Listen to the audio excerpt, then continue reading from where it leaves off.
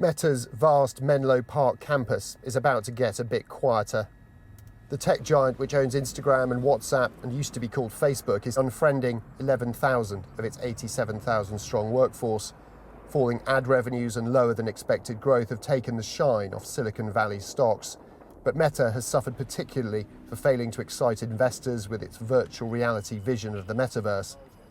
Avi Barziv pioneered some of the early VR tools for big tech. You know, they were called Facebook and they decided they needed to rebrand the entire company around this concept of the metaverse without necessarily making sure that everybody was on board with what that meant. And they didn't have a really crisp idea of what it was. And then when they started showing what they meant by it, a lot of people are like, yeah, that's not really what I wanted. So I think that's what we're dealing with now.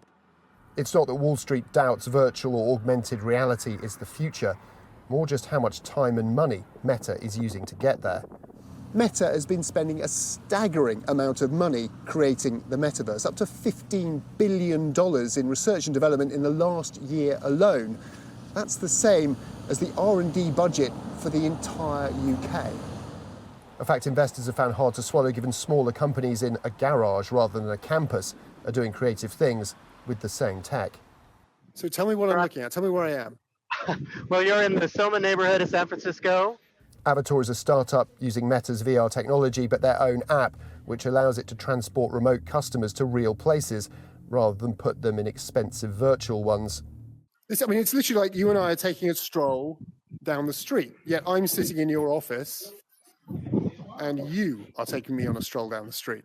Being creative with VR technology is arguably easier when you're smaller than Meta. When you're betting a multi-billion-dollar public company on the proposition that this becomes, an industry within how many years? 3 years? Yeah. 5 years? That's a risky bet, but a bold one. You got to give them credit for that. Is that a bet that they've lost? Oh, I don't think so. Definitely not. It's much too early to say that the bet's been lost. The rest of big tech is suffering too. Apple, Google, Amazon and Microsoft, together with Meta, have seen $3.7 trillion wiped off their combined value in the last year. It's far from the death of big tech, but a reality check that's anything but virtual. Tom Clark, Sky News, San Francisco.